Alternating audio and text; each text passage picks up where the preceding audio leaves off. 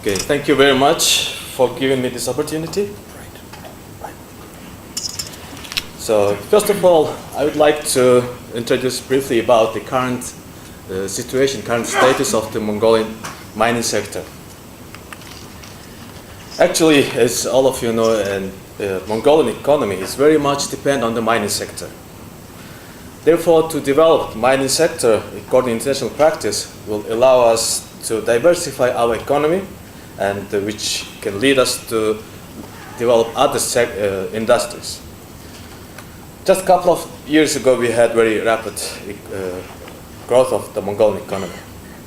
Currently, the mining sector of Mongolia accounts 18% of the gross domestic product, 85% of total export, 63% of the industrial output, and 64% of the foreign direct investment. Today, of course, we are facing a bad experience. Commodity price has fallen on the international market, and whole mining sector, global mining sector, is suffering. But generally, as Minister stated, our internal inappropriate policy and unstable political situation caused economic difficulties. It can be seen from the data from the screen. Foreign direct investment decreased sharply from $4.4 billion to $198 million. In addition, the share prices of Mongolian companies operating in Mongolia has dropped dramatically. But now, at this moment, we have very positive situation. The Mongolian People's Party won the election, won the absolute majority, 65 seats out of 76.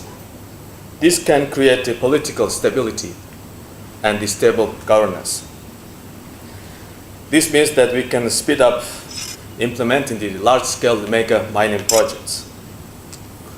Furthermore, as we all of know, there will be a slight increase of the main commodities. Therefore, it's very important for us to improve the legal environment.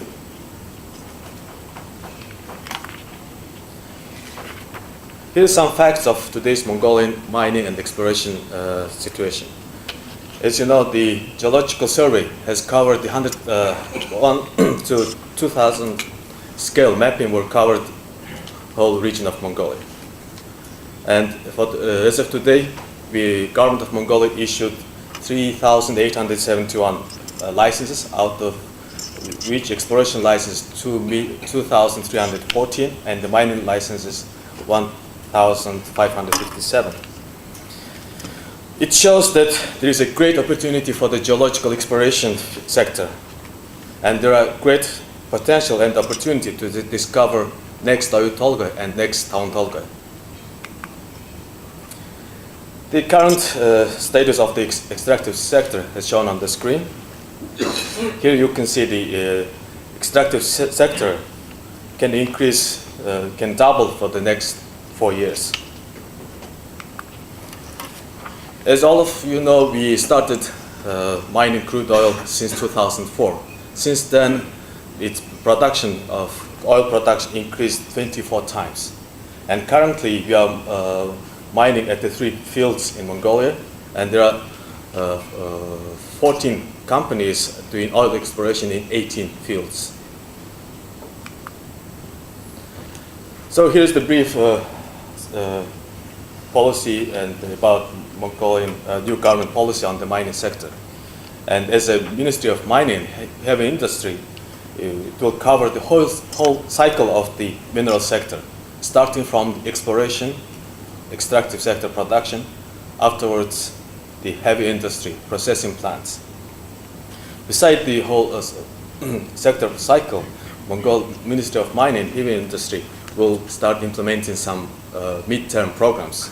For example, gold program already announced to the public. So here we can see that the government of Mongolia decided to issue licenses. So we're expanding the exploration areas. Currently, it covers 9.5% of the total area, and we are expanding exploration areas to 20.9% of the territory of Mongolia. And as you know, there are two ways of issuing granting licenses. And Ministry of Mining and Government of Mongolia decided to start granting licenses through tenders before 25th of December 2016, and through applications before March 15th, 2017.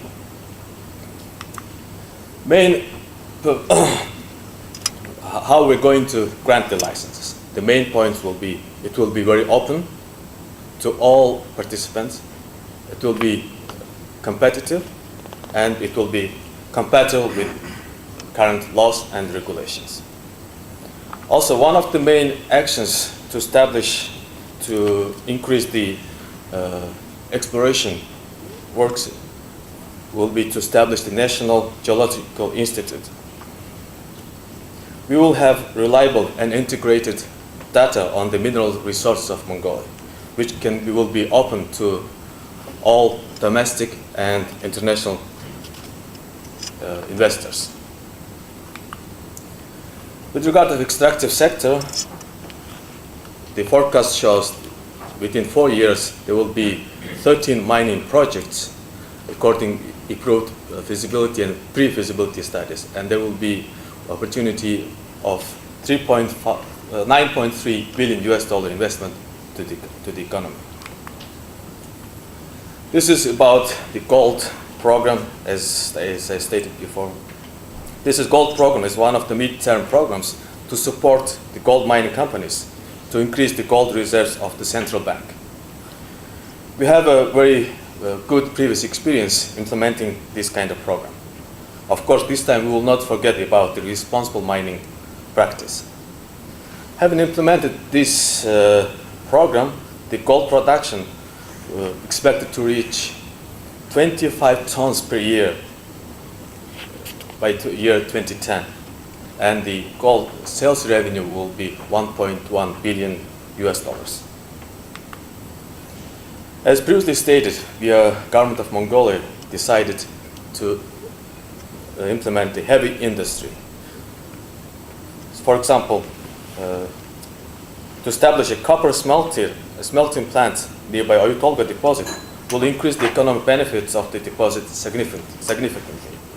The gold extracted from this deposit will be refined and will increase the gold reserves of the central bank, while the value-added semi-finished or finished products, copper products, can be exported to the international market. As I mentioned before, we will establish oil refinery plant in Mongolia.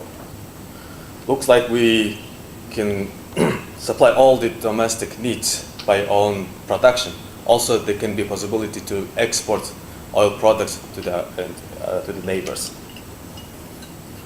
Also, as you know, Mongolia is very rich with its coal deposit.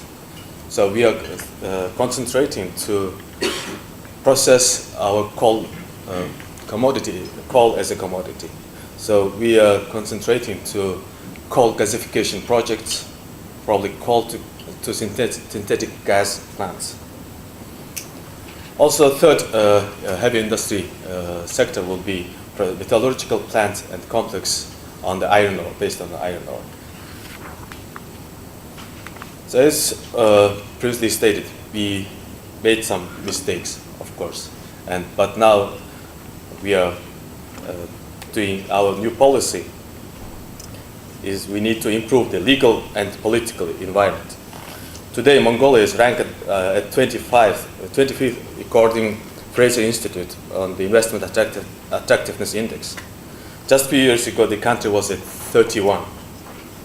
So we have a great potential to return to the previous level within a short span of time by implementing correct, means transparent, consistent, and sustainable policy.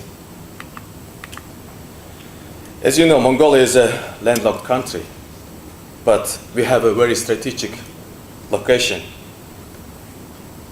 we are in the middle of the big economies in the world.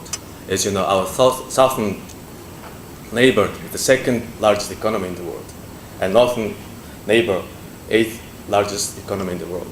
Also, we are very close, and we have very good relationship to Japan and South Korea, whereas Japan is the third largest economy in the world. Also, South Korea is the 15th largest economy in the world.